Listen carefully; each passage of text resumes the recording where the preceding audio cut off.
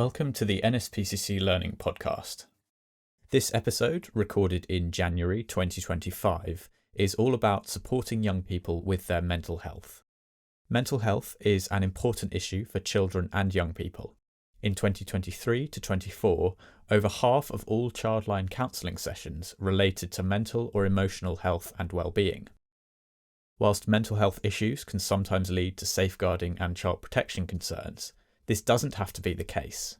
By recognising when a child is struggling with their mental health and intervening to provide appropriate support, professionals working with children can help prevent mental health problems escalating into crisis. Common warning signs of potential mental health issues include sudden mood and behaviour changes, unexplained physical changes such as weight loss or gain, self-harming, sudden poor academic behaviour or performance, sleeping problems, and changes in social habits such as withdrawal or avoidance of friends and family. However, some mental health issues may not have visible signs, and some signs may also look like normal child behaviour. But if you're concerned that a child may be struggling, it's important not to wait for them to talk to you before trying to start a conversation. It might be helpful to consider things from the child's perspective. I asked two members of the NSPCC's Young People's Board for Change, Alice and Douglas, about what they think adults should do to be supportive when talking to a young person about their mental health. I think it's best if they listen, because sometimes they might exacerbate the problem by trying to come up with a solution, especially if they're unqualified. The best thing they can do is just try and do active listening and just try and give words of encouragement. But I know it depends on the severity of the problem, whether they need to be directly addressed to like a therapist or something. But the best thing they can do is just to try and listen. I definitely agree with what Alice has said. I'd also say definitely make sure to be supportive, make sure that the child is aware they can always talk to them about anything, and also point them to any options such as like childline if they want someone else to talk to, or a therapist or anything else. Make sure that they're aware of their options and just being supportive, I would say. And what might an adult do that isn't so supportive? Being dismissive of the issue, not really listening to what the child is saying about it, and just being really not being exactly kind about it, just treating it as, oh, grow up, you can go out, get through it fine, it's not a big deal, maybe saying stuff like that. I would say it's not really being supportive. I think the worst thing that an adult can do is invalidate their experience and disregard it. So hypothetically, if they were struggling with high cyberbullying, it might be hard for an adult to relate to that because they didn't have to go through that themselves as a child. So it might be easy to dismiss them and just be like, oh, just stop going on social media, etc. And yeah, it's the worst thing you can do is judge them, because they're not going to want to come to you if the problem gets worse. If you speak to a young person and think they need help with their mental health, there's lots of places to turn to. Childline has a range of free resources, including the tool we're going to talk about in today's podcast episode, the Mental Health First Aid Kit. A mental health first aid kit can be used by young people by themselves, or it can be initiated by an adult who wants to support a child. The kit includes a plan on what a young person can do to cope if they are starting to struggle with their mental health. Gawain Griffiths is a practitioner within the Childline Online Services team.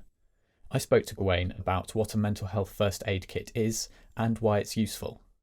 In short, the mental health first aid kit is there to support someone when they're in crisis and they're feeling overwhelmed, like how you'd have a normal first aid kit to help if you'd had an accident or needed support straight away. The principle is that when you're feeling overwhelmed, it's really hard to know what you should be doing, what you can do to cope. For a lot of young people, they'll have things that they can do that will support them, but they just, when they're in that moment, it's really hard to think of that and to know where to go and what to do. So having a plan in front of you can make that a lot easier. It can give you ways to distract yourself, know who to speak to, and just generally give you an idea of what to do to cope. Every kit is going to be different for an individual young person, and that's because for every young person their situation is different, what works for them is different, and where they can get support is different. There's lots and lots that can go into it. So for some young people, we find that they like to have things like breathing techniques, different exercises they can do, things around mindfulness.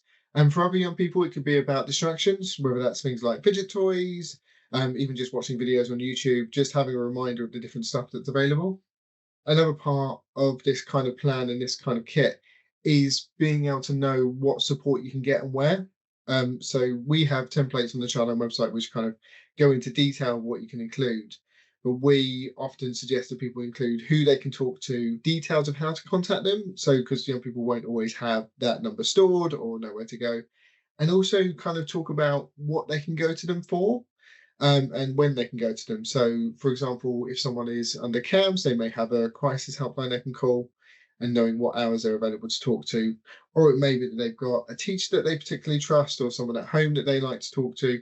But knowing when they're available can help set their expectations. And also, when you're making your plan, it can also help you see gaps. So if you know that when things are getting really hard, you really need to talk to somebody, but actually at the moment you've only really got people who are available from 9 to 5 or when you're at school or times like that, it can be good to give you a chance to kind of think about where else you can go.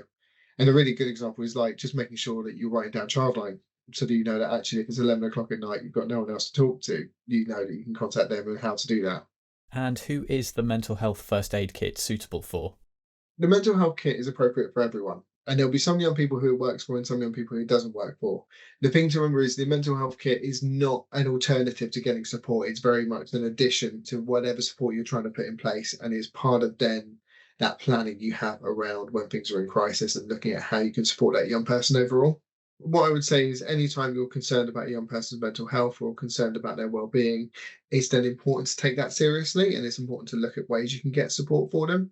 So the easiest and kind of universal way is then going to a GP. You can have a conversation with them about what's going on. The young person can go themselves if they feel able to, or they can go with their parent or carer. You can then also look at things like CAMS. Now, CAMS can be referred from the GP, but then they will take referrals from schools or from parents or carers or from the young person themselves if they feel able to. So it's all about kind of looking at what support there is in place for that young person. The mental health first aid kit is very much an assist to all of that, as opposed to an alternative. It's more about making sure you're looking at it at a time that's appropriate. So if somebody's feeling calm and they're looking to get some support, this is a really good tool to use with them. And then they can bring it out when they're in crisis and then talk about it after. That's a really important point to emphasise, isn't it? That the mental health first aid kit is not a standalone resource and should be used to supplement other avenues of support. But if you have concerns about a young person with low-level mental health problems, the first aid kit can be a useful tool to prevent those problems from escalating. So who is best placed to help young people build their mental health first aid kit? In terms of who can support someone, it really varies from that young person. It's about who's already there to support them in their life. So if somebody is there who's supporting them professionally, whether that's a therapist through school or CAMS or a worker or a teacher, they can be really best placed because they know that young person, they're working with them all the time. But you don't necessarily need to be working with that young person professionally to be able to support them. A parent or carer, if you've got that good relationship with them and the young person trusts you, then you can absolutely sit there and do that with them. It's also designed in such a way that a young person can do it themselves. And I think when it comes to thinking about who can do it all or who's best, it's good to think about it from the other point of view of actually who's going to be most able to support that young person to do it. Now, with the first aid kit, the really important thing is that it's young person led.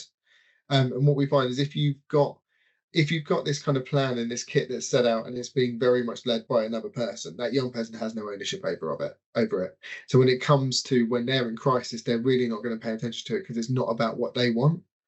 Whereas if you have someone who's able to work with them and be really patient and actually talk to them about what works for them and what they think will work and not work, and actually get that down and really work with the young person that way, that will get you into a place where you've got a kit that the young person can really use. Where it can be important if you've got professionals working with that young person, it's whether they've designed it with them or not, it can be really helpful for those professionals to know what's been designed, because then they can refer to it with that young person. So if a young person is talking to them and they're in crisis and they've both got this kit that they've designed together or that they're both aware of, they can then refer to it and talks about different techniques and see whether or not they're going to work with them in that situation. You talk there about the importance of the first aid kit being child-led, so the child takes a lead on creating their kit. I'm curious at what point you'd direct the young person to this resource and how you'd go about beginning that conversation. So it depends a lot on the person, the young person, in particular, in terms of how you approach it. If you've got a really good relationship with a young person and they're very keen to kind of look at different ways, it's a really easy conversation you can bring up and maybe show them the website, maybe ask them to take them some time themselves to then build the kit and then show it to you, so you can then talk through what they've added in and then maybe look at any gaps and what you could do. For young people who might struggle a bit more, who are maybe feeling a bit more negative, especially young people who are struggling to see ways to cope, you then may need to do a bit more motivation with them. Look and be really positive about what's worked before, however small it is, and then trying to add that into the kit and using that as an opener. And on our website, we've got loads and loads of resources in terms of like ideas of what you can add in, different kinds of things you can do, and you can use those as a kind of hook to say, okay, what do you think about this kind of thing? What do you think might work and what might not work? It's also really good to be clear with a young person that this isn't a pass or fail. This is something where you're making it and you want to see how it goes the next time they need it. It might work, it might not. There might be some bits that work really well, some that don't work at all.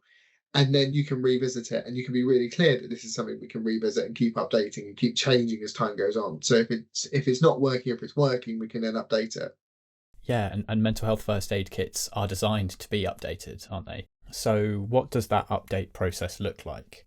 When you're checking in with a young person and seeing how things are going, at what point do you suggest updates be made, or is that a decision for them to make?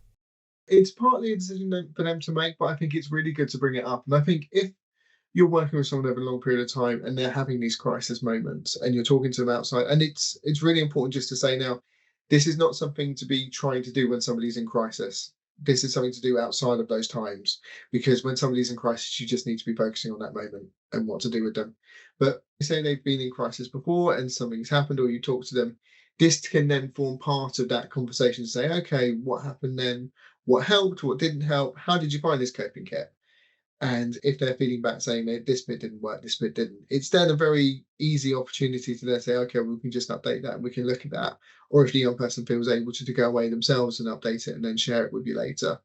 So it's all about kind of those kind of normal check-ins and those kind of typical times where you're having those conversations. You can just bring it into the conversation. It doesn't necessarily have to be something where you set some time aside specifically to do it. So earlier in the podcast, we heard from members of the NSPCC's Young People's Board for Change.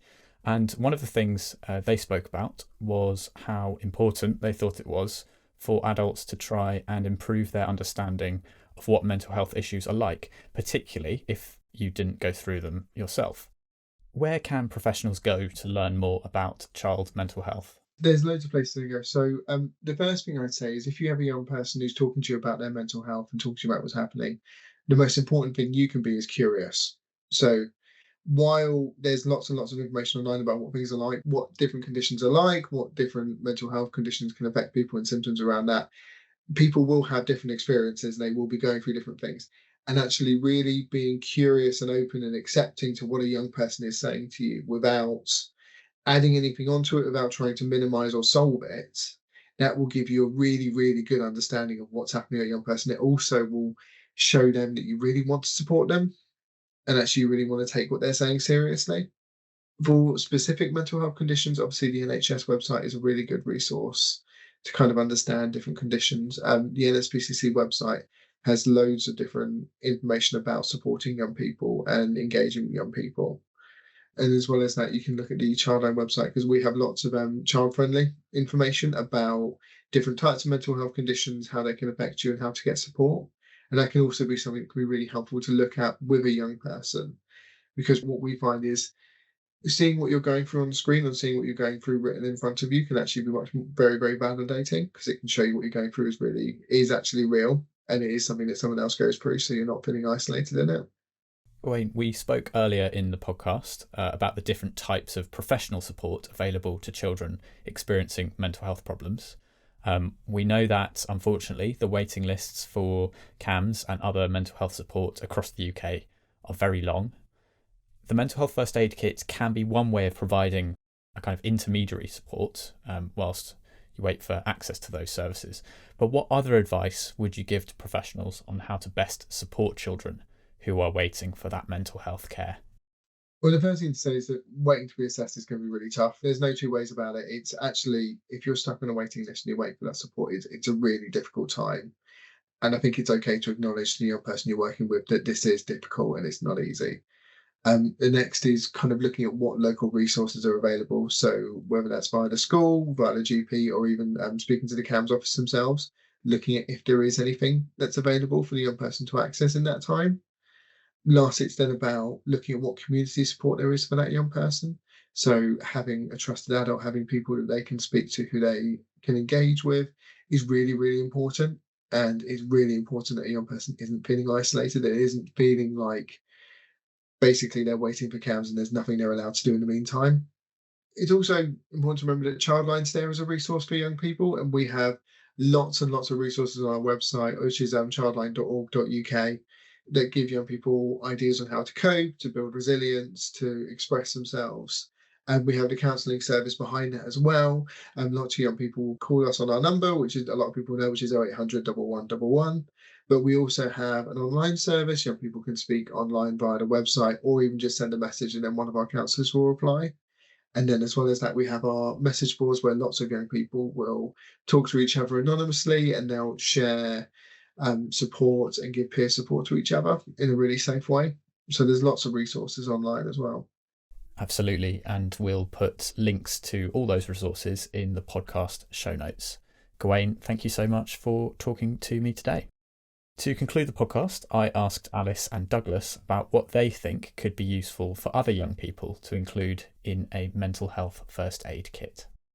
I'd say one of the things that could be useful for a mental health first aid kit is like hot drinks or something like that, since they can be very much have a calming effect on people, and maybe even a blanket or something like that to snuggle into, since people like to feel when they're anxious or something like that to snuggle in warm space.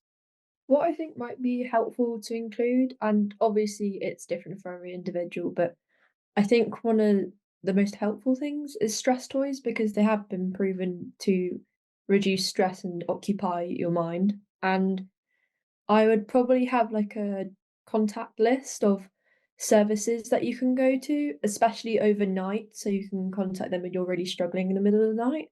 I would also have like a pre-created list that's already pre-proven with a mental health professional, with calming strategies to help de-escalate maybe severe anxiety, and to help focus your mind on other things.